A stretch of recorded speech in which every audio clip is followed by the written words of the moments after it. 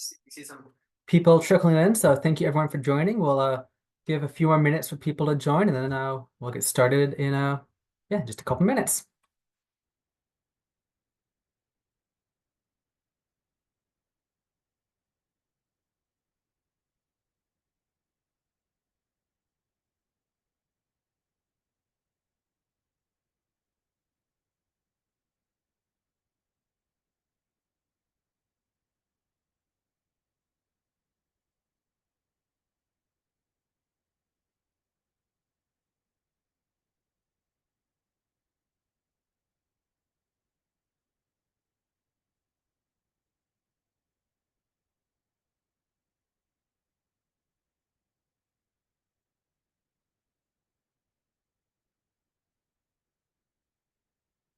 Yeah, for those of you who are just joined a little bit ago, we're just letting people trickle in and find the email link, and we'll dive into the webinar in a minute or two from now.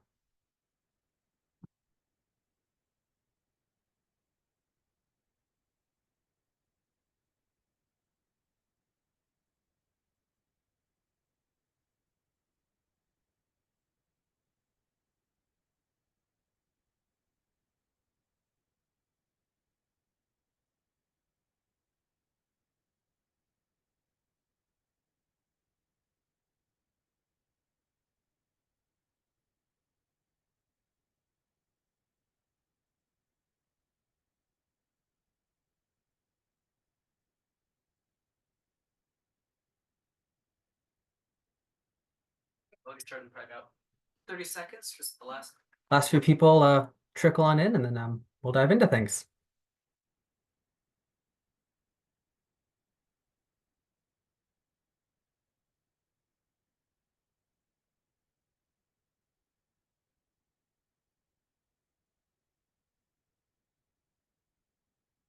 Looks like the attendees joining is kind of slowed down a bit, so I think now's a good time to dive into things. So good afternoon, and thank you so much for joining the latest webinar in our Building the New Forest Future series. I'm Adam Bailey, Program Manager at the Northern Forest Center, based in Elizabethtown, New York, over in the Adirondacks. Today, our topic is fostering belonging for young residents across the Northern Forest region. So I'd like to take a moment to thank my colleagues here at the Northern Forest Center, including Isabella Ronson and Leslie Carrison, who are both helping behind the scenes today. Today's session is being recorded, and all links and resources will be shared out following the webinar by email, including that recording itself. So we selected this topic since I think it's a pretty well-known phenomenon that many of our communities across the Northern Forest have aging populations. And that leads to fewer people of working age, shrinking number of families with school-aged children, and generally kind of is disrupting that kind of diversity of ages that a health community really needs to thrive. So today we're excited to be joined by 4 young panelists who are doing their part in fostering a sense of welcoming and community for the next generation of Northern Forest leaders, parents, business owners, and community members. So before we dive into the content for today and into the panel, just a little bit of housekeeping. We're going to have individual introductions from each of our panelists and then a panel discussion starting in just a little bit. You can post questions at any time, though we do please ask that you put your questions through the Q&A function rather than through the chat window. It just helps us manage questions and make sure that we track them all and get to them all in time before the webinar ends. So please also feel free, though, to you can use the chat to introduce yourself, where you're calling in from, who you're associated with, if you have any resources you'd like to share with the group, or anything else like that. So I'll run through kind of who our panelists are quick, and I think we should have a slide coming up, showing where the 4 of them are calling in from. So we'll hear from them individually in just a little bit, and they'll talk, better introduction that I can give them. But just real quick, we have Dan Rogan, Katahdin Regional Coordinator with Outdoor Sport Institute up in Millinocket, Maine. We'll be joined by Sam Trombley, Marketing Director for Granite Outdoor Alliance in Gorham, New Hampshire. We have Gillian Sewake, Director at Discover St. Johnsbury, resident of St. Johnsbury. And then lastly, Jess Grant, Conservation Associate at the Adirondack Council, who lives just down the street from me here in Elizabethtown. So before we turn over to the panelists, though, We want to take a few minutes to give some context as to why we're talking about the importance of welcoming young people to our communities. I think most of us are here because we agree it's an important thing to discuss and it's an important thing to do. But we thought it'd be helpful to just share some quick, kind of interesting data highlighting the magnitude of the issue. So looking here on this slide first, let's talk about kind of overall population change in our region. So it's a pretty common story that throughout the Northern Forest, our communities have been losing population over the past few decades. And you can see here on this map that for most of the region, that is relatively true. As you can see, there are a lot of towns, villages, cities in our region with kind of unstable or constricting populations. Those are the orange and red ones. I mean, they've seen over the past 30 years pretty consistent population decline. However, there are some regions that have stabilized a bit. They were declining, but they've kind of leveled off according to some census data. It's like the Central Adirondacks, Eastern Maine. Though honestly, it's a little bit speculative, but it might just be that they've lost so much population that they really can't lose much more. The houses are still there, and there are people there, just not to the same scale that it once was. But as you can see, also, there are some regions that have grown over the past 30 years. The southern fringe, which makes sense, closer to larger urban centers, but also northern Vermont, kind of the greater Burlington area. So as a region, though, there has been overall population loss, it really is a mix place to place about, where there is the population loss and which communities and to what scale. But turning to the topic at hand today, how does all this population change relate to the age of our communities? If you go to the next slide, Isabel, yeah. So you can see in this map, whereas the last one, there was pretty inconsistent, town to town across the region. Kind of overall, a majority of communities have been aging, at least compared to the national average. And it's pretty dramatic, the amount of kind of red on there, which represents communities that for each of the last 2 decades have aged quicker than the country has. So interestingly, for instance, you take a look at those towns in northern Vermont that on the previous slide had gained population. Well, a lot of those towns, though, have still aged rapidly compared to the nation. So though they've gained people, indicates that probably aren't a lot of children being born in those communities or young families moving there. Might be more retirees, people later in the career, people who are maybe moving out of, say, Burlington and finding homes more out on the countryside where they, now that they can afford them. And so region-wide, the data tells a story of a region that is getting older far quicker than the rest of the country. For each of the last 2 decades, the average town has aged more than twice the rate of the nation. And to be clear, that's not to say there's anything wrong with residents who are on the older side of the spectrum. People of all age brackets are important to a community. But this data shows that there really is work to ensure that we have the next generation of teachers, of business owners, of firefighters, of children in our schools. So this gets to the core of the Northern Forest Center's mission, but also the topic today, which is what actions can we do to make it feasible and desirable for young people to move to this region so that our communities can continue to thrive for decades to come. So real quick, is almost like a little sidebar as I was going through this data exercise. There are some areas that you see have had kind of growing or stable younger populations. So if you go to the next slide, Isabel, maybe you're on it. Oh yeah, this slide. Interestingly, in almost all but one case, towns that had a 4-year college or university managed to either stay pretty stable or grow their younger population when compared to the national average. And, this makes sense. Students are, of course, younger, but also might indicate, that these are main vectors of getting young people into our regions, working age faculty and staff, but also perhaps graduates coming to these schools are settling down longer term nearby these institutions. So it's kind of a little sidebar, but I think it's important if, when we talk about how are young people winding up in this region, and the importance of these, educational institutions in that. So you can take down the slides, Isabella, I think. Yeah, so with that, I hope this added context was helpful as we launch into the conversation. And I'm now happy to turn it over to our panelists for introductions. So we'll start in the west and head east. So Jess, if you're ready, please take a few minutes to introduce yourself. Thank you so much, Adam. My name is Jess Grant. I'm the Conservation Associate at the Adirondack Council. I've been here for about 3.5 years, but I've been in the Adirondack since 2020. And I wear a couple of hats. I am with the Adirondack Land Trust Next Gen Council. I was a co-chair for several years. And now I am just a member. I stepped down, taking on a lot of things and recognizing I'm only one person. And then I'm also representing Mid-Story today, which is a young professionals networking group that I work with very closely with Adam and with Leslie Carrison, both from the Northern Forest Center on. So I'm really excited to speak with everyone today about this topic. And I will turn it over to the next person. Great, thank you. That's over to you, Gillian.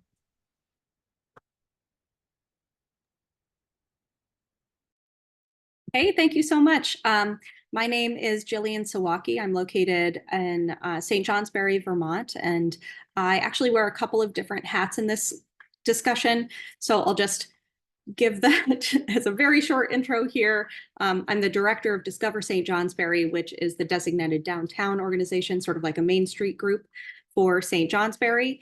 That's professionally. I also am on the steering committee of the Northeast Kingdom Young Professionals Network, and I support and oversee the Vermont Welcome Wagon program through wearing that hat. I'm also a host with the Vermont Welcome Wagon program, and by virtue of my professional role with Discover St. Johnsbury, I host Connect with Vermonter, which helps recruit new people to the state of Vermont. So lots of different threads there that connect to recruiting and retaining residents to Vermont. Young people has been a particular passion of mine since I grew up in this area and returned here. And even though, I had that long history in the community, it was still hard to make those connections to other young people. So been working behind the scenes just to try to build up those social connections and networks and make sure it's fun to be here. Great, thanks, Gillian. And so over to you, Sam, to introduce yourself.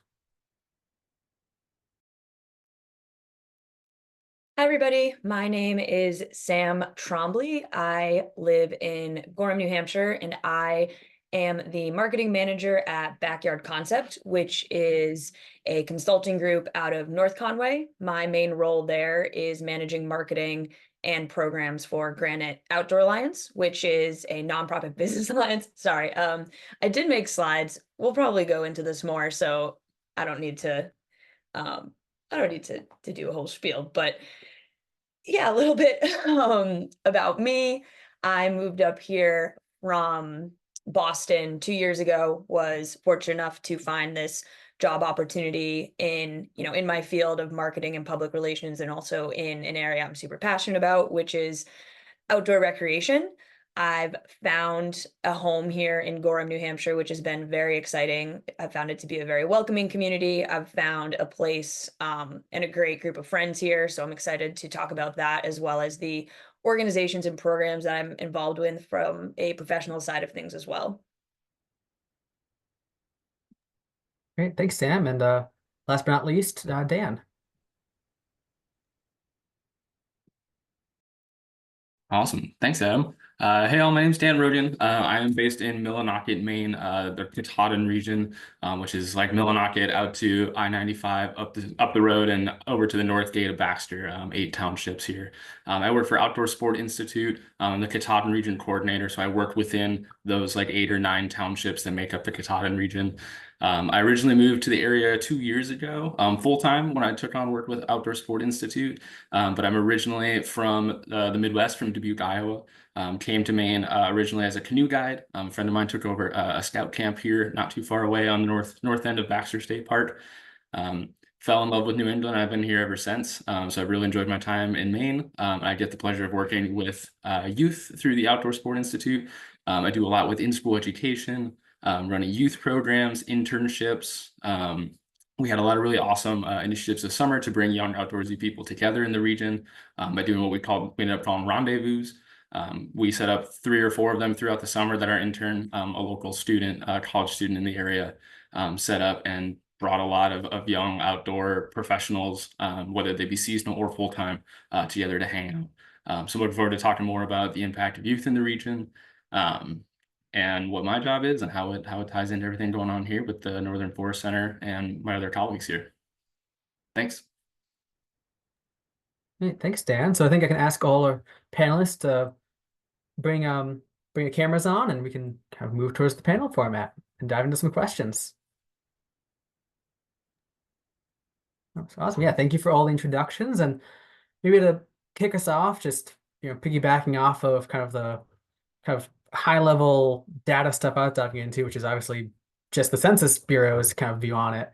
I was kind of just curious, all of you being in these communities, and especially Gillian having grown up nearby where you are now, kind of what's the actual kind of demographic challenges or kind of highlights and positives that you're seeing in your communities that you're hearing from maybe longtime residents or from relatively new residents regarding kind of the ability of young people to make the way into town and make a life for themselves. I'm happy to start off with that. So I grew up in this area in the Northeast Kingdom of Vermont, which in the 80s and 90s were the most rural part of the state. And the 90s were a really challenging time here. So it was the same story that you hear across rural America.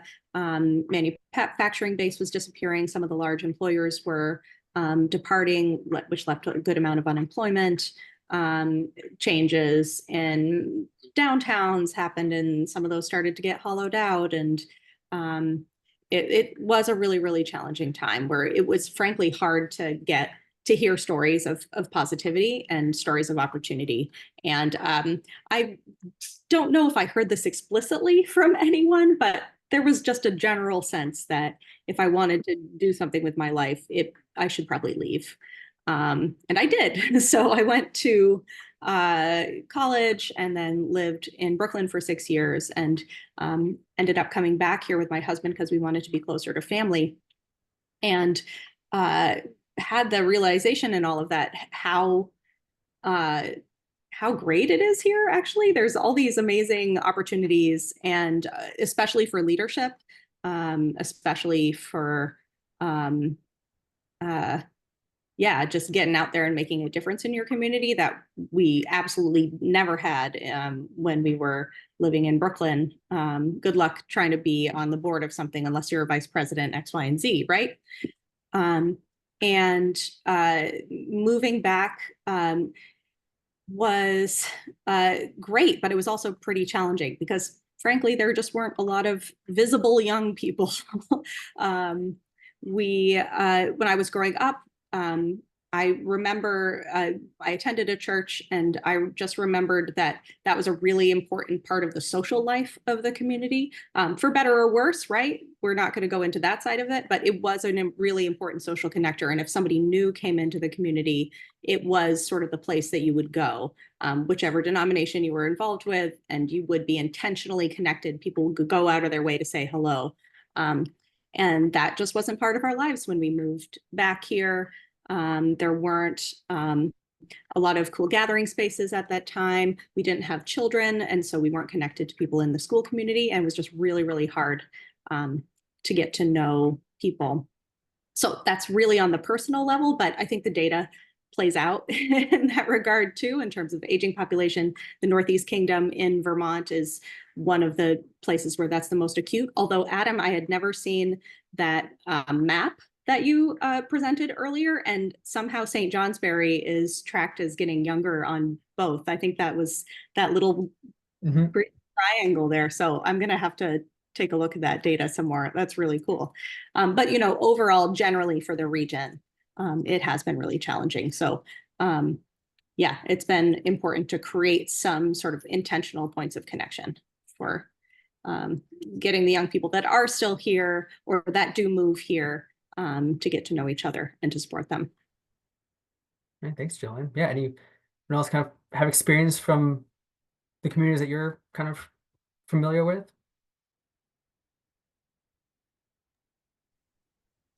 I can chime in here and say that I, like Adam mentioned, am in Elizabethtown, and Elizabethtown is extremely interesting because we have a lot of resources here. We have the UVM hospital, we have county buildings, the courthouse. We also have the school, the Boquete Valley Central School District. So it's kind of an unusual hub for the Adirondacks. And however, I looked up the demographic information this morning just because I was curious and saw that the median age was 56, which is still quite high, though a third of the families, or excuse me, a third of the households within the Elizabethtown town of Elizabethtown is their families. A third of our families, which is interesting. So there's, I think, a bigger swing towards that direction. Maybe it's trending in that direction. This is old data. It's from 2020. I think that will certainly grow, but I don't see a lot of people within their 20s and 30s. I think there are more families moving here, but we have some infrastructure barriers, I think, to overcome to offer some of the amenities that people really need to live and thrive here. Thanks, Jess. I think, Dan, I think I saw you were about to speak up when Jess beat you to it. Yeah, I think we both unmuted at the same time. So yeah, I was just gonna chime in a little bit from my perspective up in the Katahdin region, especially around outdoor recreation, like this area being like very post-industrial, like after the paper mills closed up and packed away, definitely a noticeable drop, at least from what I've heard, much before my time. But noticeable drop in like the young population, especially like the young adults, young professionals, going to look for work elsewhere. But it's very recent, probably in the last like 10, 15, maybe 20 years, that people have been starting to rally around like outdoor recreation and what that can bring to the local economy. And then like how that can trickle down into younger generations, like elementary school, middle school, high school. And we're seeing like a lot more of that. Like there's definitely hurdles, there's definitely like issues and things to work out, whether that's infrastructure, housing, full-time jobs with benefits, things that keep people here. But this region is really starting to kind of rally around that. Definitely still older population, and definitely some folks here that are like happy to see young people here. There are more coming in slowly, trying to find opportunities. We've had like young couples move in, like working at the local hospital, that want to get outside and go mountain biking or something like that. We have like Tuesday bike rides to like, hey, just so everyone in the public knows, like, come mountain bike with us Tuesday. You don't know how to mountain bike, we'll teach you. Like, come hang out with us. There's some opportunities to do things like that. There's a run club now, which wasn't a thing. Still working on third spaces. I know the local library has worked really hard to become a third space for the community to rally around. Not a whole lot on Main Street, like coffee shop. I know there's lots of talk in town about something like that people can go spend time and maybe like work remotely from using the Wi-Fi or something. But it's exciting for me to come from, like, my hometown in Iowa was the size of Portland, Maine. I've lived in small towns of like 700. I've lived in a college town of 20,000, and Millinocket, and this region as a whole is about 10,000 people. And there are people starting to like turn the corner to see like, hey, if we want people to come to this region and like enjoy living here, there's some things to do, but also some like intangibles of just making those connections with people that move here or people that already live here. I'm going to a social event tonight that is mostly going to be old people, but I'm happy to like connect with that population as well. And they're super happy to have young people, which is really like a positive spin I'm finding. Can I just touch on that very quickly? Yeah, please do. I think there's a lot of power in intergenerational community building, and I think that's something that I've found a lot of joy in Elizabethtown. It's enabled me, Adam, or excuse me, Gillian, I think you touched on this, like the ability to get on boards that you would not be able to get on in other communities because of that intergenerational connection, and people in different age groups just being excited that there is a younger generation that's interested in the work that they're doing and wanting to continue on that legacy is a really powerful thing. That's all I had to say. Thank you, Dan. You just summarized this whole conversation so beautifully. Yeah, Sam, anything you want to add on this particular topic? Yeah, I think everything that the panelists have shared, they really kind of resonates with my experience as well. Moving here from Boston a couple of years ago, I'd grown up in Connecticut in a small town, 2,000 people. And although Connecticut doesn't have the same rural experience, you know, kind of no matter where you are, you're going to be half an hour from Hartford, an hour from Providence, but it was still a small town. It was kind of had that same idea of, you know, to be successful, you have to get out, whether that's to Boston or New York City. And so it's sort of funny to find myself back in a town that is the same size, and realizing that like my values and the things that I want in my life align with that small community. However, and also finding people that left Gorham, like my best friends here now, grew up here and left for 10 years and then found their way back, and sort of having this revelation that the things, you know, we were all looking for, community, access to outdoor recreation being a huge part of it, you can find, you know, in the Northern Forest. And you kind of, at least for myself, in my early 20s, a lot of people that shared values, you saw this mass exodus to Colorado, you know, Denver, Salt Lake City, places like that. And so it was really exciting to find that somewhere that was within, you know, driving distance of my family, somewhere that was, you know, a place that I cared about growing up in New England and coming up here to visit.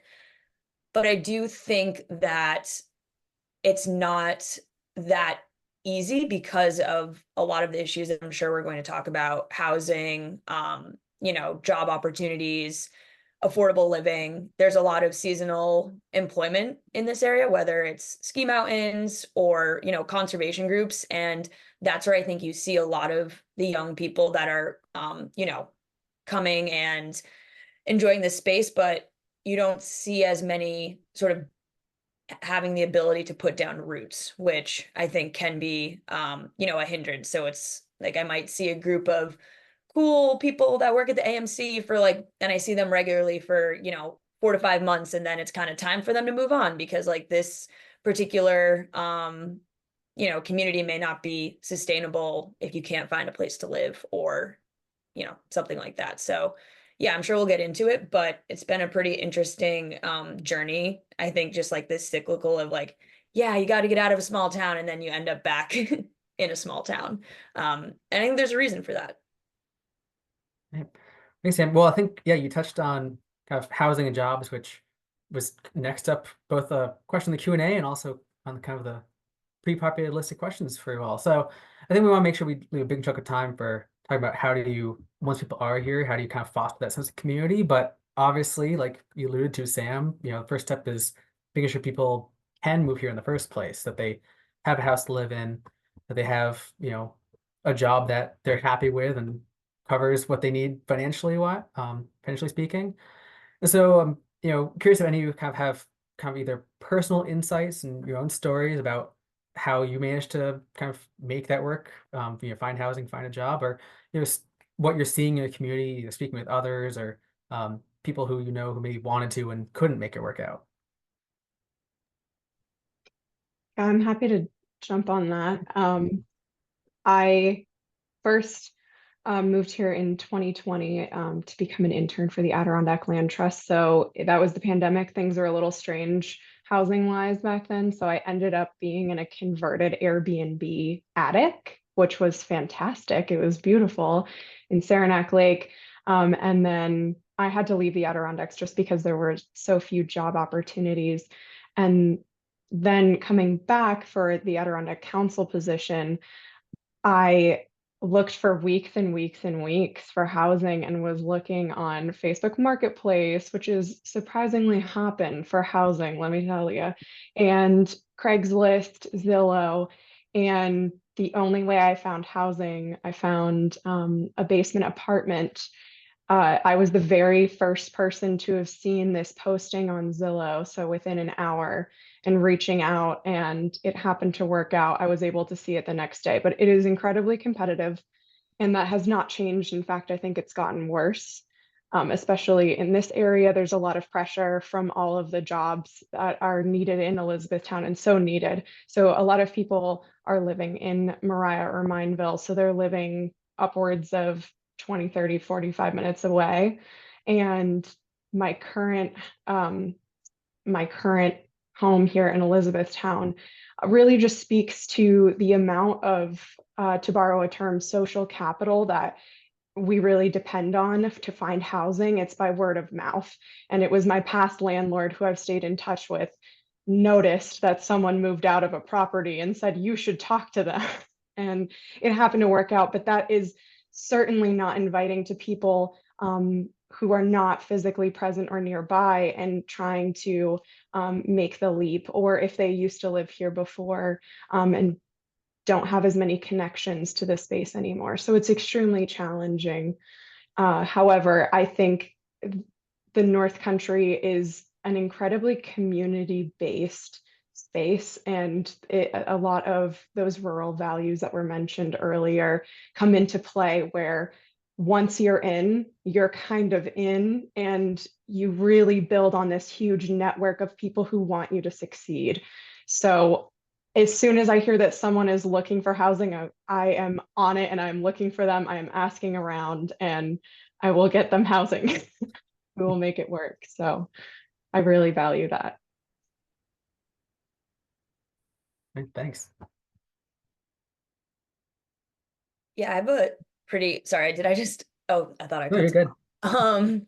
I thought I cut off Dan. I was like, ah, sorry, Dan. I have a similar experience to Jess, sort of, finding creative ways to get housing when you first move up here. I took this job before I had housing. So that was kind of like your start date is when you find somewhere to live. And when I first moved, my boss, Tyler Ray, he put me in touch with the Mount Washington Valley Chamber, Mount Washington Valley Housing Coalition. Where can Sam find a place? Because that was really the best avenue over, as Jess was saying, trying to go through the Zillows or the Facebook Marketplace. It was really just using those connections that I was fortunate to have. I ended up living with a family who had this really unique idea, and they were trying to start a sort of a coalition of folks who had like an extra bedroom and bathroom in their home that would allow young professionals to live with them for 3 to 6 months as they found permanent housing. And that was a big goal of theirs. So I was able to actually live with them rent free for 3 months, which was incredible. It was like such a fortunate situation that I stumbled upon. And that gave me time to, actually understand the community, because it's kind of hard to just do a cold move when you don't really know, you don't know the area, you don't know like what is that commute going to look like? What is living in Bartlett, New Hampshire versus Gorham in terms of like the downtown, the community amenities, and that gave me time to figure that out. Moving to Gorham, I found a place that I wanted to live that had a great community. It did, increase my commute, and part of that, there's a give and take. Part of the reason I was willing to do that was because it was more expensive to live in the valley, and I just found that like the quality of life that I could have in Gorham sort of like raised the bar for me in terms of what I wanted and what I was looking for. Fast forward a couple years, I've been living here, and I was actually able to start kind of considering home ownership, which is exciting, and just bought a house in April up here, which is, I know it's crazy, because a lot of people that you talk to that do want to buy homes in northern New Hampshire, Gorham, Mount Washington Valley, go through just the most taxing experiences, just overbidding, things like that. And so yeah, it's really challenging, and I feel like I've been really lucky. In terms of something I do want to touch on, some of the positives or things that we could do better, I think, back to just workforce housing. If people move here, where do they live? Something that we've talked about a lot in the outdoor recreation space is how can seasonal employers work together to provide housing all year round. So if you work at a ski resort in the winter, and maybe you work at like a mountain biking, you work at that same resort, but in mountain biking in the summer, like how can that resort provide full-time housing for employees? So you're not, jumping around from couch to couch or apartment to apartment all year round, because seasonality is a big part of, our economy up here. But that doesn't mean necessarily, I think, that housing needs to be seasonal. So more collaborations between those organizations and those businesses is something I think could really be improved through programs. And I know just talking to the businesses that they really want to do that as well. So the state of Vermont has a program called Connect with the Vermonter, which is designed for new resident recruitment. So basically people can fill out this online form, an intake form that says, you know, I'm planning on moving to generally this region and I'd like to talk to somebody about X, Y, and Z issues. And I'm the contact for the Northeast Kingdom for that. So I get all of that intake from the folks who fill out that form. And I've had, this has been going for a while. It used to be called Stay to Stay. Now it's Connect with the Vermonter. And so I've had experience talking to people from all different places, all different stages of wanting to move here, pre-pandemic and to now. And by far now, the primary issue that keeps people who are eager to move to Vermont from moving here is that there's not enough housing that fits their need, that's flexible enough for them. And it's super hard, as several folks alluded to be from outside of a community and move in. Like, the social capital is really what gets you the information about the good housing options, as opposed to, I mean, you know, Craigslist is a legitimate marketplace in a lot of ways, but it's really challenging to navigate, and you still have to deal with junk stuff and spam and scams. So housing is absolutely the biggest issue that I hear through that Connect with the Vermonter program, through the conversations that I have with employers, especially large employers that are trying to recruit in a workforce. A lot of them are trying to come up with creative solutions to do this themselves. I think Sam alluded to some of that. But, you know, I just want to say, for, you know, if you're folks who are on this call are interested in recruiting young people to the community, you're probably, just knowing that you're following the Northern Forest Center, you're probably also interested in natural resources conservation and preservation of those beautiful outdoor spaces.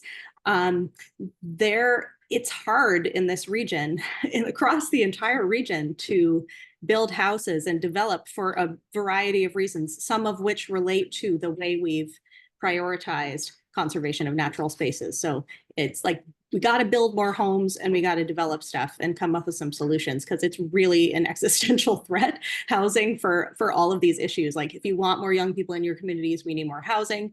If you want to deal with homelessness and substance use disorder in our communities, we need more housing. Like, it's really hard to overstate how much the lack of housing and affordable housing is at the core of everything that we're facing in our regions.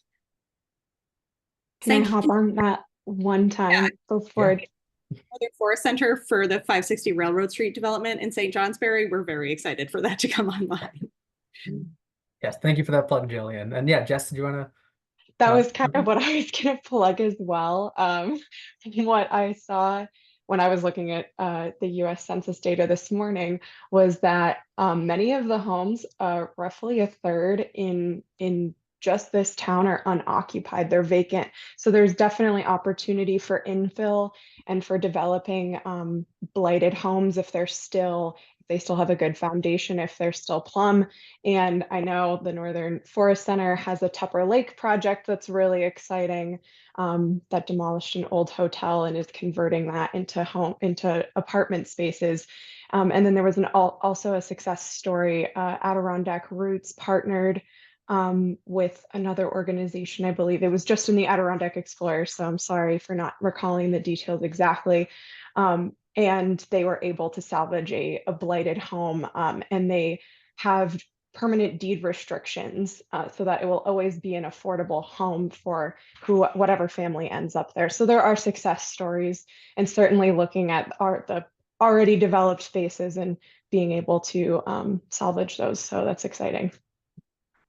Yep, yeah, that's the Essex County Land Bank that you're thinking of, Jess. Thank you. Dan, anything to add on this particular topic?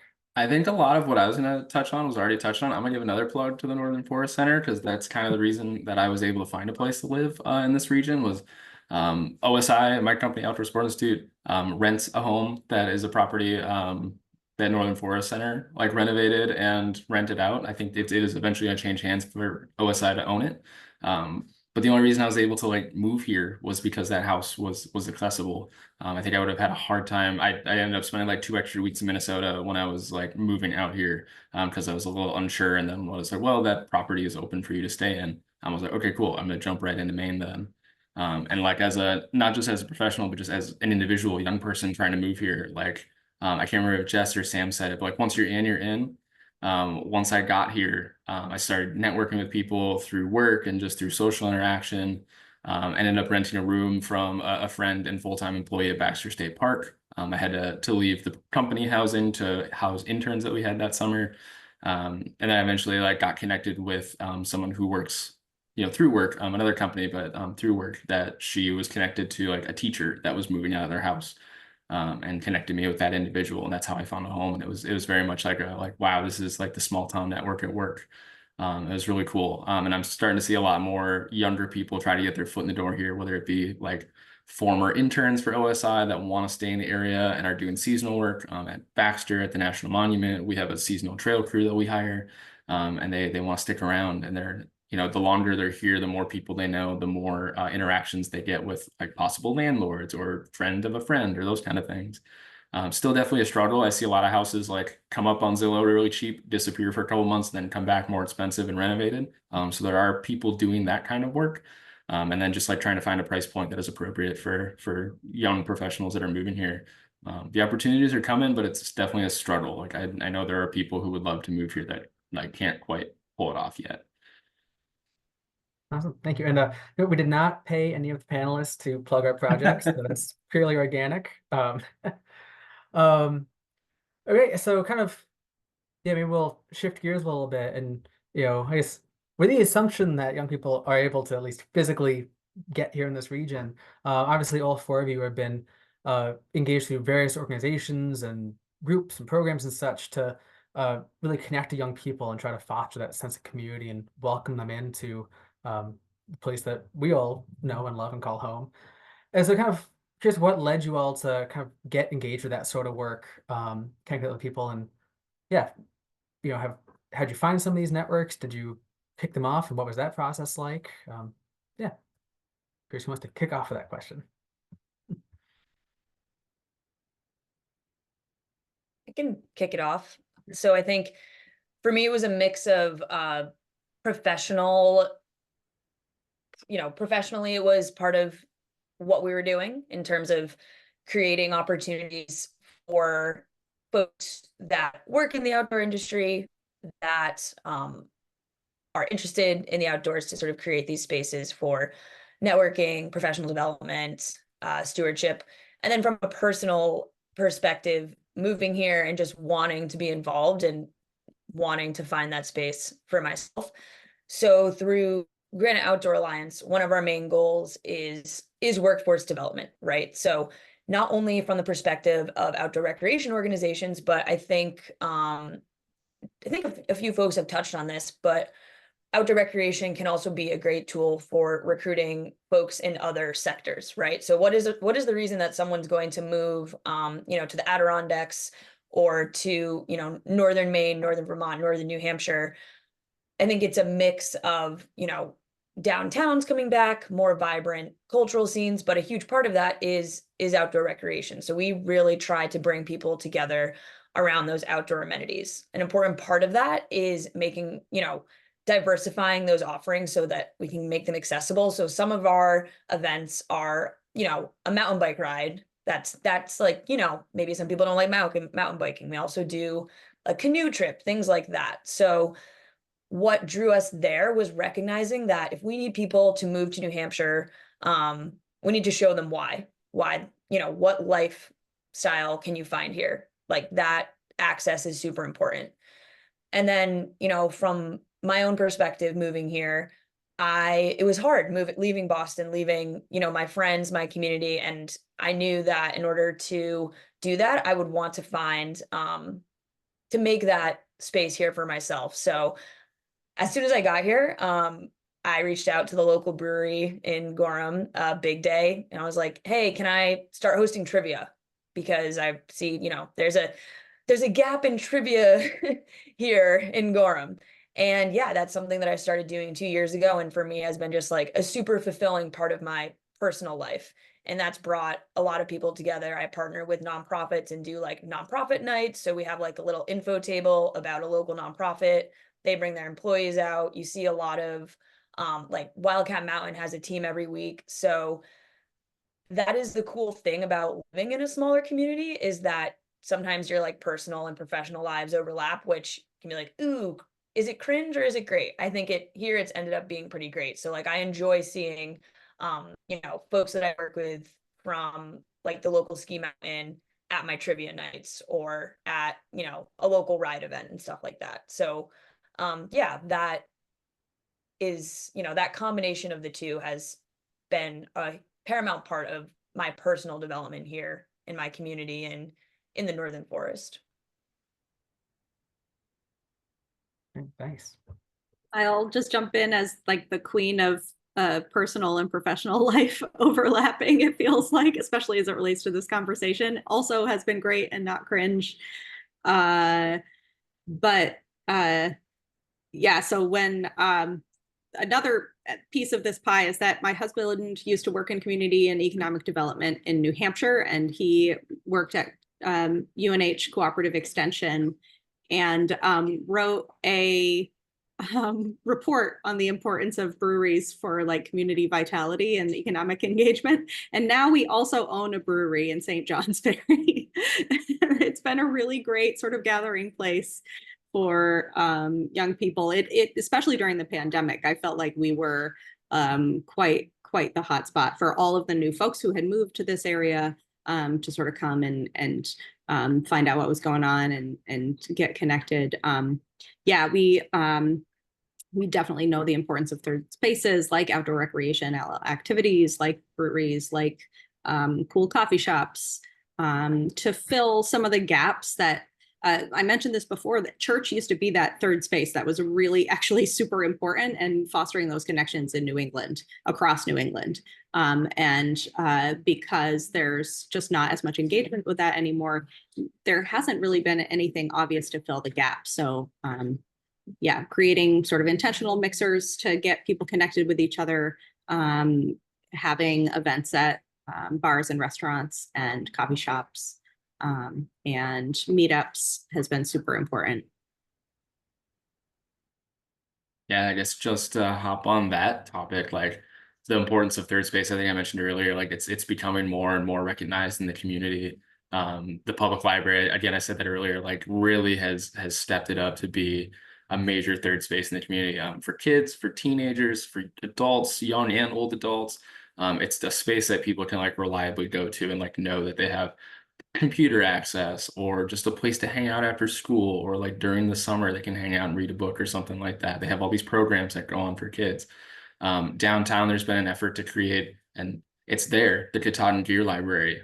It's a place that, at face value, it's a place you can rent gear. If you're local, you can get gear for free, canoes, kayaks, things like that. But it also functions as a third space. People can come in, they can hang out, they can ask questions, they can work on their bike if they just want to like tinker with their bike and the tools that they have in there. There's a bakery attached to it that's become like, it's open 3 days a week, and it's like the most hopping place in town for those 3 days. And there's a theater that's attached to the same building, that the owner, like he tries to bring in musical acts, things like that. But he realized not too long ago, actually, that when the bakery's open, that would also be a great space for people to hang out. So it's like the cyber cafe in town. When the bakery's open, people can go sit and hang out. It's been like a meeting space for different like social gatherings, and like town meeting topics. So yeah, just to hop on that, like the importance of the third space, and not to leave out other towns in the Katahdin region too, like Patton, Maine, is like 700 people, now has a microbrewery. There's a local couple that started that a few years ago, and like it's open 2 or 3 days a week, and like it's full every time that it is open. Like people recognize that as a place to go socialize and meet people, or just meet friends and hang out for a little bit that's not in their homes or wherever else they may be. So yeah, the importance of that space has really been showing itself. And to Sam's point, like outdoor recreation too. New England Outdoor Center is right out of town, and there's a ton of trails there. People go hang out there. There's a brewery there now that wasn't there 2 years ago. The trails are expanding every year. There's more and more trails that not only tourists come in, but also the locals like go to explore those trails and hang out as a place like in their own backyard. Same with trails right in Millinocket behind the high school. Those are all places that people are finding community to go hang out. Yeah, I want to loop back to exactly what Dan was talking about. But just to touch on the gaps that I saw when I first arrived here, of course, it was in the beginning of the pandemic, and I was basically fresh out of college from ESF in Syracuse. So I just didn't have the connections and ties up here, but I was pretty baffled that there wasn't a some sort of intern collaborative or young professionals networking group just to meet people. And little did I know, and Leslie and Adam and I found out that there had been a Tri-Lakes Young Professionals Network that did not survive the pandemic, unfortunately. So there really was just this huge open space. And I cited this need and recognized that the only intern I got to meet that summer was from the Nature Conservancy. Shout out to Noah Campbell for hiking up White Basin Ester with me. But it definitely was a shock to me. I'm a very social person and have no problem engaging with people of any background, and yet it was just a little disheartening to be in this incredible space. We've all been talking about the recreational value, but also the incredible natural resources that are here in the Adirondack Park and North Country at large. And there's just very few people to enjoy that with me, and that was really hard. So that sparked a conversation with Leslie had hosted the Northern Forest Center had hosted a mixer, an intern mixer before a beat authority, which is beat authority is a DJ from North Country Public Radio, David. And so that was a great event that was already drawing in young people, and they had the forethought to host something in advance. And it was 25, I believe, around maybe 24 young folks. And I was just like, wow, why didn't I get to meet you earlier? It's so nice to meet people who are coming in from other areas and just have been enjoying the Adirondacks all summer, and are many of which wanted to stay. And that was kind of like the space where we could network and problem solve how to get them connected to resources. And so we continued that conversation, and it has now evolved into Mid-Story, which is a young professionals networking group that connects people in their 20s and 30s. And we're really just ultimately seeking to help people put down roots in the area. So mostly we are leaning on a lot of partner organizations who are already having incredible events and just elevating those to this email list that we've amassed. Adam, correct me if I'm wrong, but I think we're over 70 people now on that list. Like 150. Wow, way off. Okay, 150 and growing all the time. And so that really speaks to that hunger for getting connected, allowing both seasonal and year-round residents to connect with people in their cohort and continue opportunities, get engaged with job opportunities within the area, which we've tried to post somewhat regularly.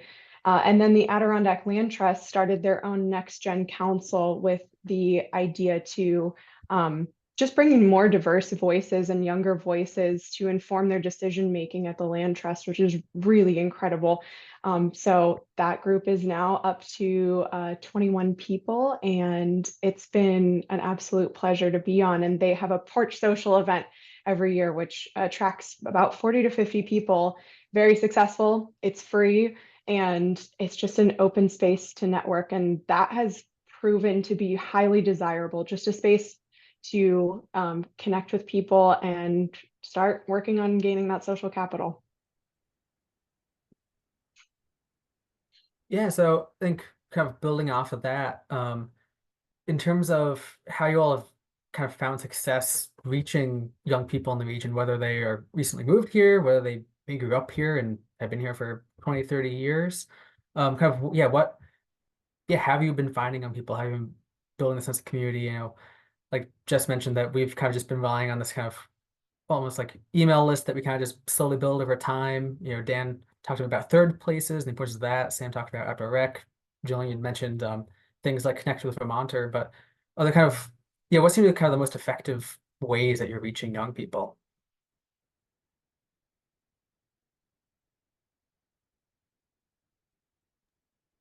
I think just events and mixers and happenings seems to absolutely be the best. Actually, when we were preparing for this call, we talked a little bit about outreach methods and like social media and how important that is. And also, full transparency, our Young Professionals Network is barely on Instagram yet. So we're like not even at the bare minimum of what I would consider to be an engaged social media presence, but we're making it work. There's room for improvement. We're all volunteers. But yeah, the actual events and reaching out to our newsletter list and posting it on social media, and just there's some good word of mouth too that seems to help. Yeah, I think it depends, what I think it takes a little bit of an analysis of the communities that you're trying to reach and what that community uses. So last summer, Granite Outdoor Alliance hosted a series of, we called them Gloves to Mugs. So it was stewardship and social events. And we worked with a local young people's group called the North Country Movers and Shakers. And we held 3 outdoor cleanups. So we did a river cleanup in Colebrook. We revived a portion of the Heritage Trail in Lancaster. And then we helped the Coas Cycling Club in Gorham to do some trail work there as well. And then we ended all of those like at a brewery or a local cafe. And those are some of my favorite events that we have done. It's really exciting. And we used a variety of tools, because in a small town, like people do read the local paper, even if it's maybe not the 20-something reading it, maybe it's their dad. And they're like, hey, Greg, you better get out there and go to that volunteer day that So we did submit press releases to the local papers. We did some print posters. We hung those posters up in the breweries. We hung them up in the cafes. We did some of that more traditional marketing, as well as social media, posting on Facebook event pages, and really just like repetition. They say it takes someone, you have to see something online 3 times for it to really stick. So that was a big part of it, is making sure we gave people, we're planning these out a little further in advance. Yeah, maybe we're posting about it 3 times a week and sharing it on our story every day. And sometimes that feels a little much, but to be honest, people are taking in so much information all the time that, that repetition is important to make something stick. And I think too, something, that we've touched on a bit is some of these young professional groups, it's hard to make them last, to stick around, because a lot of people, like Jess said, wear so many hats. That's usually the same thing with the people behind like these young professional groups, right? So something that I think we can improve on, or at least I see it around here, is welcoming new folks who maybe want to take those leadership roles on, so that when we are not only to reach new people, but also just kind of like spread the responsibility a bit. So it's not always like the same 3 people that are leading every single organization in the community and feeling super overwhelmed by that.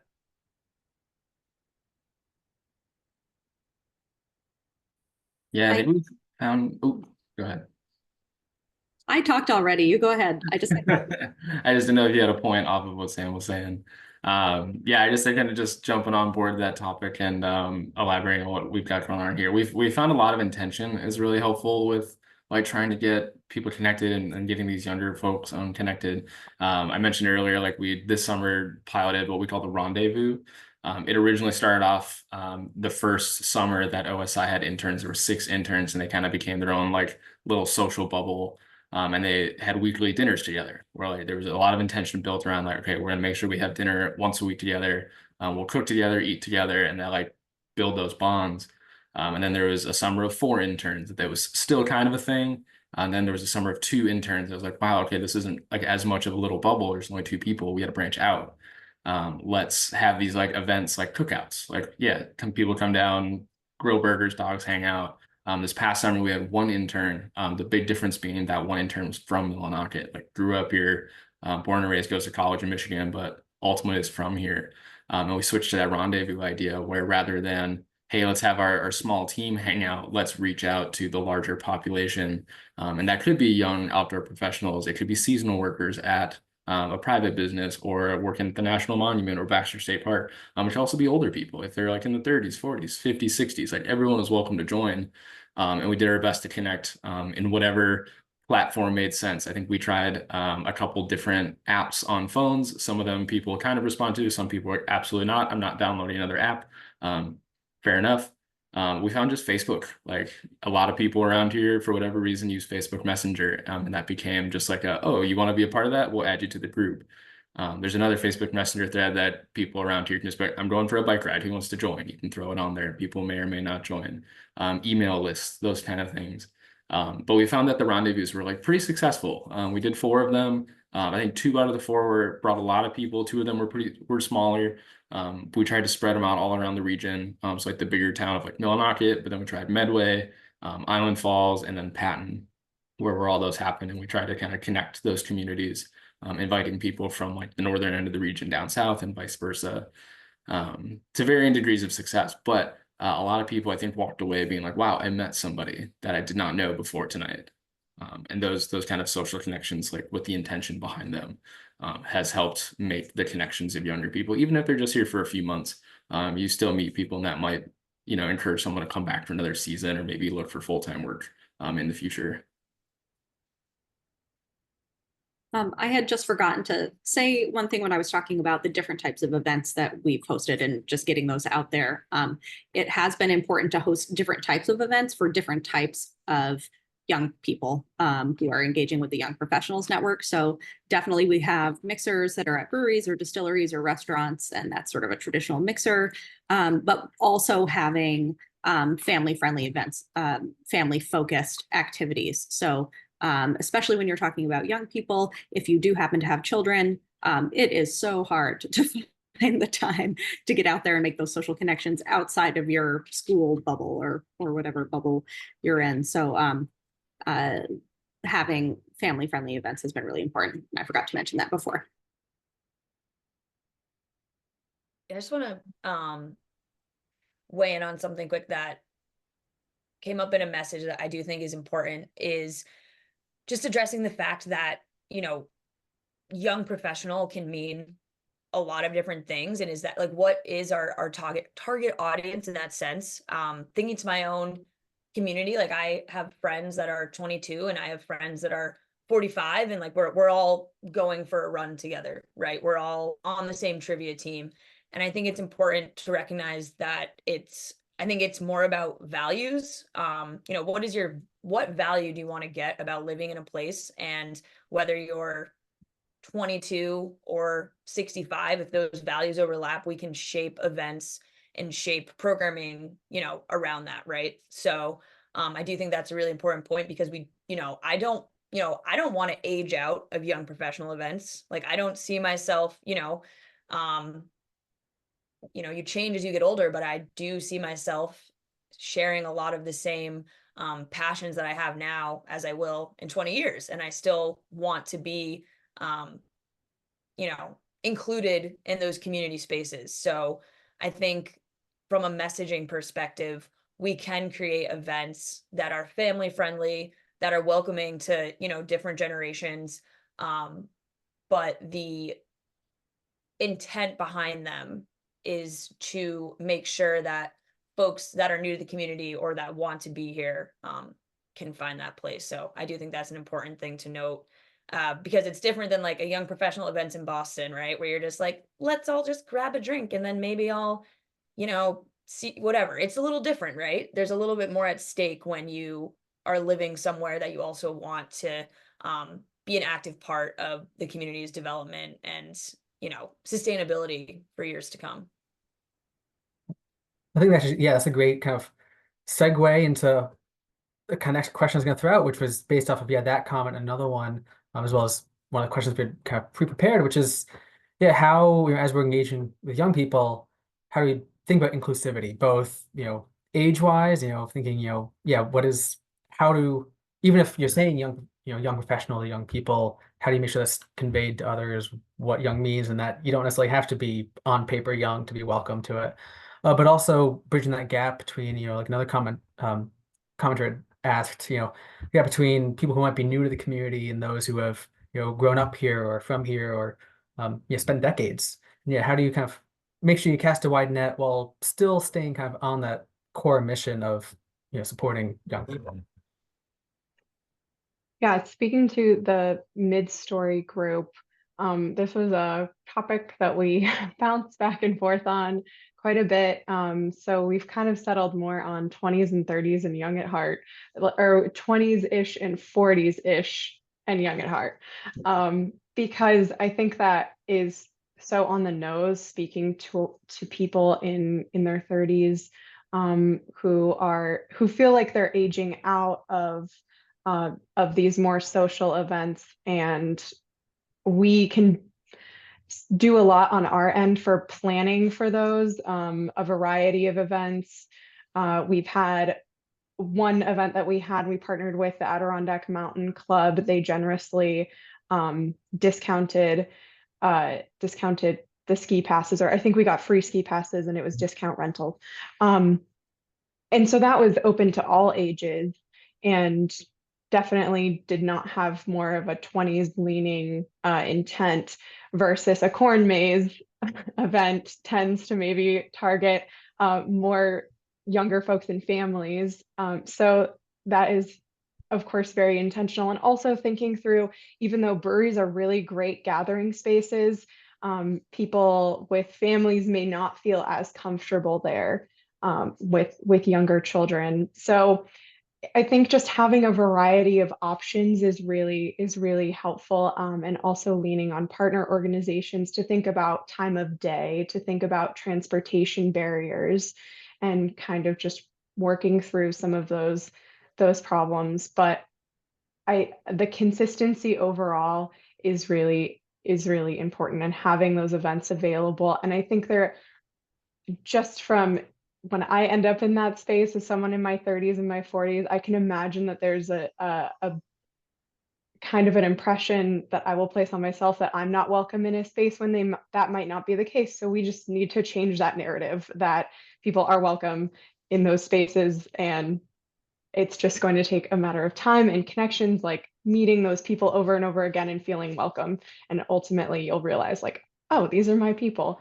And then speaking from the next gen perspective with ALT, we definitely have people in their 30s across the state, and also in Vermont as well. And that's really amazing because we get to, I'm still in my 20s. And so seeing other folks in their next step of the career is really powerful for me, and being able to see people advance in their career in conservation and maintain that those mentors within the land trust community. Yeah, I think I'll let someone else speak now. Thanks.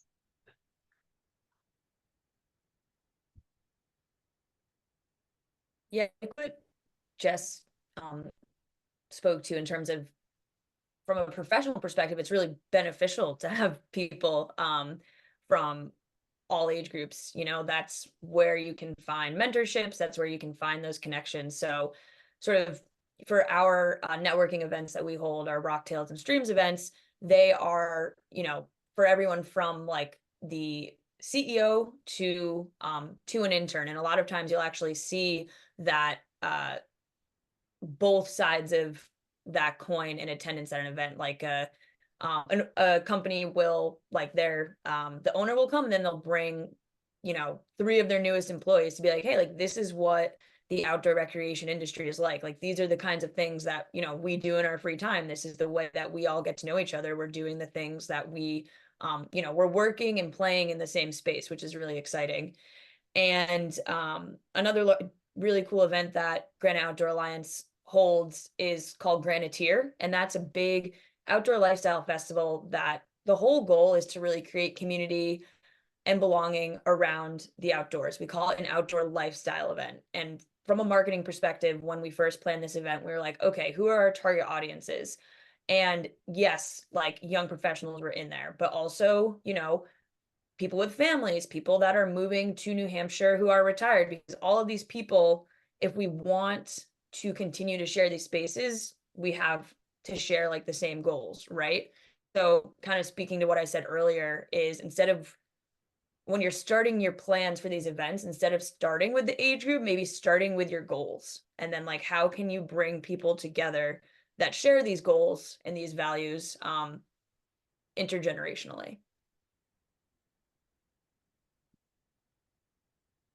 I really liked that question about integrating Vermonters who might be new, or sorry, regional folks who might be new, young people who are newer, and folks who've grown up in the area and are still here. And because that's absolutely so important.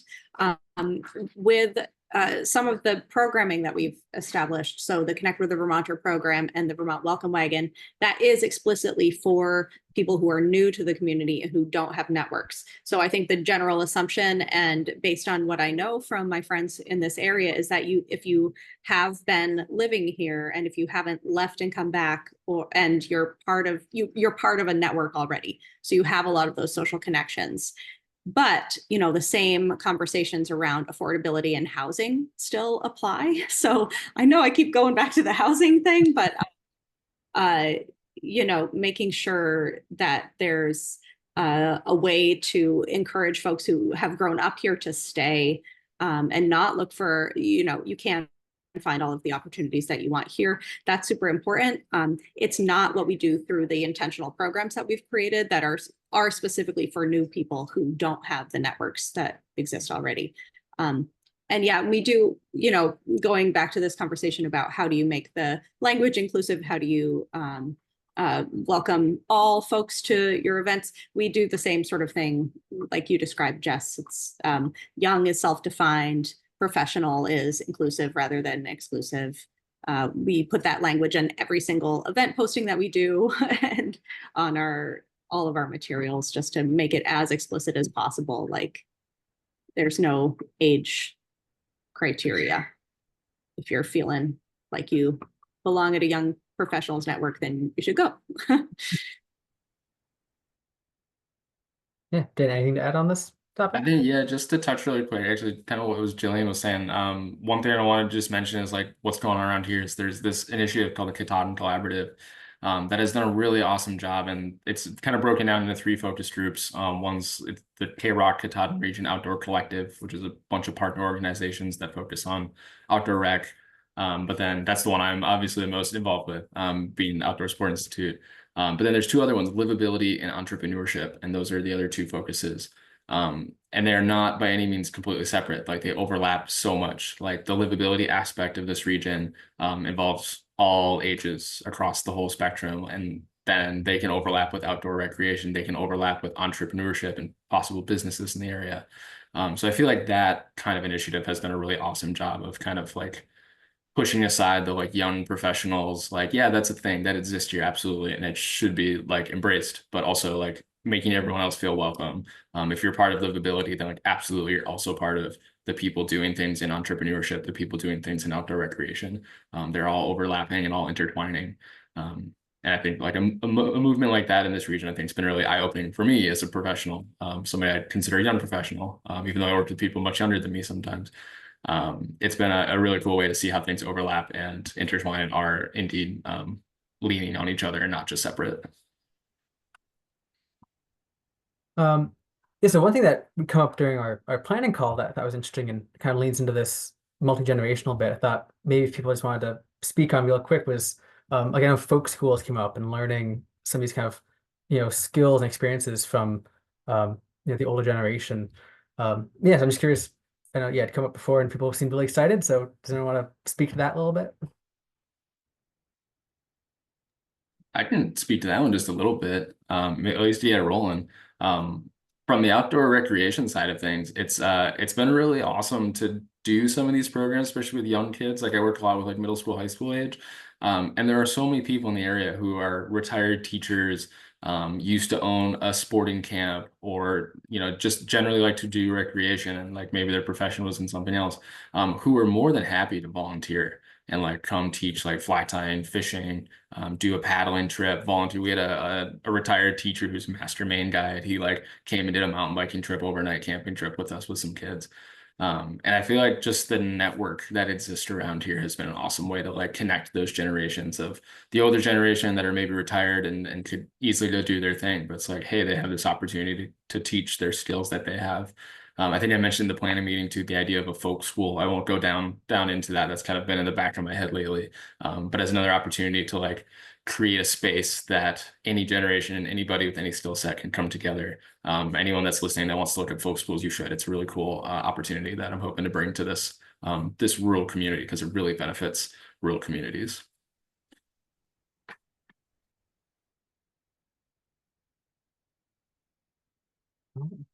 Oh, Jess, do you have something to add? I just wanted to add that after that planning call, Adam and I had a quick exchange about how valuable a tool library would be, and that being a source of both knowledge exchange, equipment exchange, which really I think speaks to a socioeconomic support mechanism for people who may not be able to buy a very expensive lawnmower. And I think Dan had raised before in that planning call a gear library. So thinking through these collection of resources and communal spaces, and maybe it's a library or a social center, which can really seek to revitalize those spaces, many of which struggle in small towns to keep membership. But if there are pooled resources, that can certainly bolster engagement. And I know the Adirondack Land Trust has a Birding for All program. So they stock backpacks with bird viewing supplies, and people can just check them out. And they're really nice binoculars and amazing bird book. And so you get people excited about going outside, but you also give them the tools to be able to enjoy that activity without having to make that really huge investment. So, yeah. Thanks. Okay, Sam? Yeah, I think, you know, where there may not be one particular, you know, folk school or program in this region that right now there's a lot of individual groups and businesses that I think are doing really cool things. There is a makerspace that I know that a friend of mine in Berlin is working on, which is really cool, and that'll be focused more on like creative and arts, something that I personally need a lot of work on. I don't even know. I would have to be like level 1 of that makerspace. But something that I've seen that's really cool is there's a bike shop called ProTune in Bartlett, New Hampshire, that hosts bike tuning workshops. So it's free. You go, you learn how to tune your own bike, which I mean, as a bike, you know, business, that's like, wow, that you're giving away your secrets. But no, they're super great down there. And it's just a way to like bring people together. And that's a skill, right? That is a skill-based activity. Same thing with UC organizations, like the Appalachian Mountain Club hosts trail building workshops, right? So it is bringing people together, but also building these skills that are going to be very important for, you know, for these organizations to continue. Member-based organizations like the AMC that may have an aging membership base. I think offering these types of programs are super important in terms of attracting new folks to support and then also steward these trails in the future. Thanks. So you want to take the last kind of few minutes before we wrap up to get to the remaining Q&A questions so that no one's left, you know, feeling unanswered. So there's one in here, you're kind of going back to this idea of inclusivity. You're talking about asking about cultural diversity and, you know, how important that is to our communities. I think, you know, obviously the region is demographically definitely leans towards, you know, is not the most culturally diverse place in the country, but I think especially we're talking about younger people moving to the region, there's a great opportunity to be able to welcome people with more diverse backgrounds to it. And so I'm curious if any of you have any experience or insight on that and the roles that, you know, kind of these young people support groups and these networks can play in that world.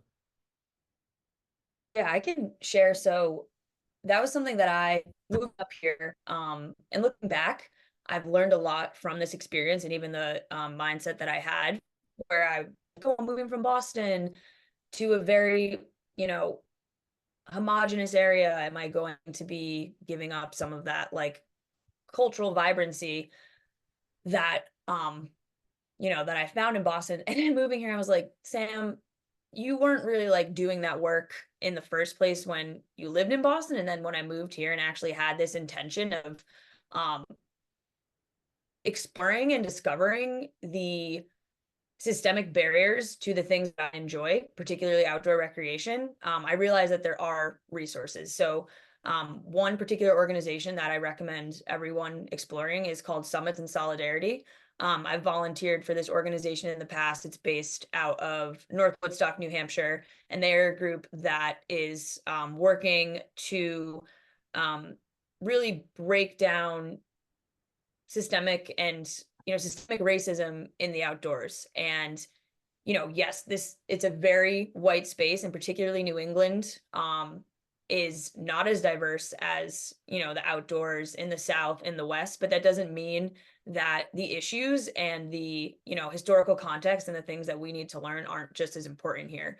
And that is run, you know, by a young business owner out of North Woodstock. They have a very strong board membership that has developed programs and learning modules that really help folks, I think in particular, that live in these regions to kind of and our shared role in, you know, just ending and working personally on these barriers, and then in turn the organizations that I think we're all part of, you can bring those learning tools to them. They have an annual event called Summits in Solidarity. It's a fundraiser for BIPOC organizations that are, you know, in the outdoor recreation space. And so, yeah, if anyone is looking for a particular organization, I think that is a good one. And it's something that I have personally learned a ton from and have found to be a really critical part of my own development in terms of understanding like my role in all of this. And yeah, just someone ask, Summits and Solidarity was the name of that organization? Yes. Hey, yeah, so this is maybe a quick question for Gillian, unless someone wanted to add on the cultural diversity question first, but I just know we're coming up toward the end. There's a quick question. I could do that and then dive into the diversity piece. Okay, yeah, the quick question for you, Gillian, is just someone's curious what the volume is like on the Connect with Vermonter. If it's, you know, 2 people a week, 2 people a month, what have you. So I only know for the Northeast Kingdom area, it's fairly low. It has been as many as 6 or 7 a month. Right now it's hovering around 3, 4, 5 a month. You know, it takes it's promoted by the state of Vermont, and they actually haven't re-released their sort of marketing campaign to direct people towards that in a little while. So that should be launching fairly soon, and I expect the volume to pick up. For a while there were financial incentives associated with relocating to Vermont. There were $10,000 relocation grants, and that had a lot more interest, like probably double. But recently it's been, you know, between 3 and 7 a month. On the cultural diversity piece, I would actually put that in the same category as housing in terms of that being a barrier to young people feeling comfortable moving to this area. That's directly from speaking to BIPOC couples who are interested in moving to the Northeast Kingdom of Vermont, and they are curious, like, hey, what is it like to live in such a white place?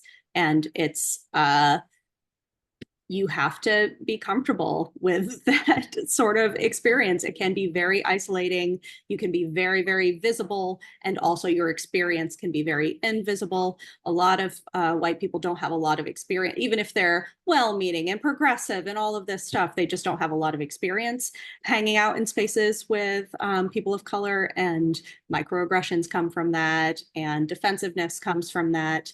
I think it's super worthwhile for us all to recognize that it's very weird to live in such a white community, such a racially and culturally homogenous place.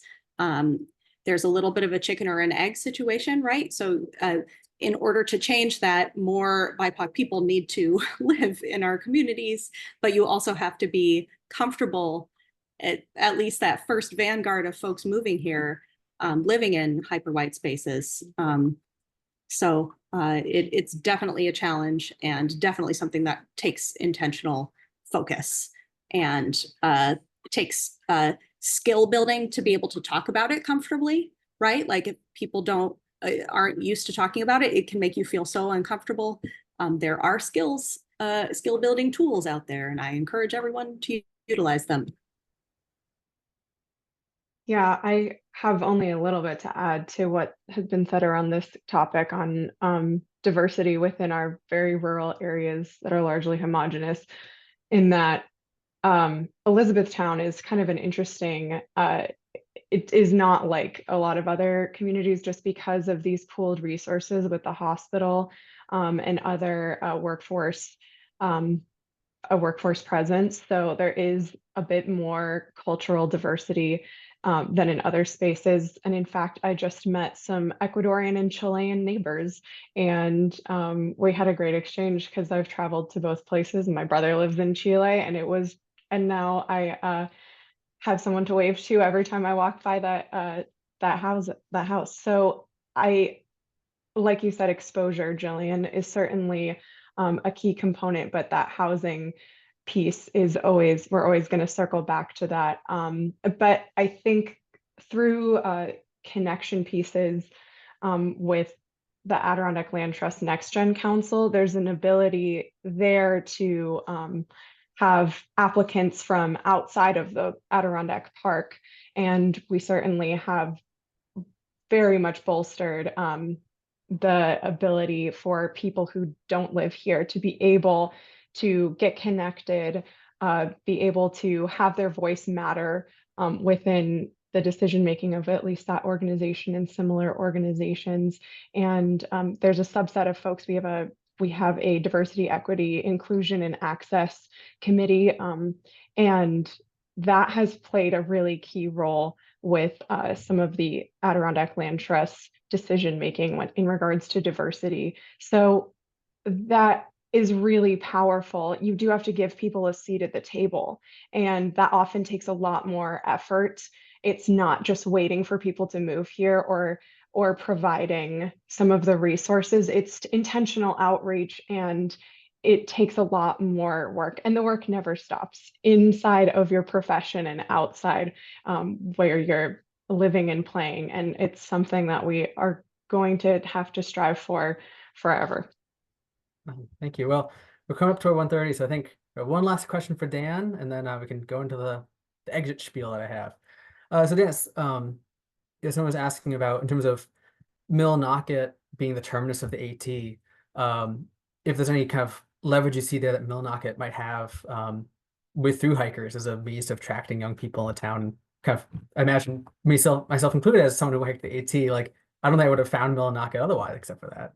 But definitely sticks in my mind as a place that's important for that reason. Yeah, absolutely. I mean, I've lived in a couple towns that I would consider like gateway communities for outdoor recreation. Like it depends on their experience, I think, honestly. Like there's a mid-30s-ish couple that just moved here that they hiked the AT like 5 or 6 years ago, went through Millinocket on their way out, loved it, and then eventually found a way to move back here. And some AT hikers, you see them at the grocery store and then they're gone. So ultimately, it just kind of depends on their experience here. And if they decide this is a community that they like feel attached to and they really love, and we're hoping by growing and hopefully like opening some storefronts, having more opportunities that people that do come through here because of the AT kind of see that and are like, oh, this could be a place I could see myself moving to. So I guess it all kind of blends together with all the topics that we've already covered. But if they see a vibrant community that like people are active in and really enjoy, then like they might come through here after their adventure on the AT is over and see a community that they could see themselves in, and maybe want to start a business or work locally or whatever they want to do. But yeah, if they see those opportunities, then that might be a way to leverage that amount of traffic that's coming through town. Awesome. Well, thank you so much, everyone, Jess, Dan, Gillian, Sam, for joining us today, and really appreciate the time you've provided us and all the great insight and experiences you've shared. So yeah, Isabel, if you might just throw up the kind of conclusion slides, I'll go through kind of a last bit of spiel that I have.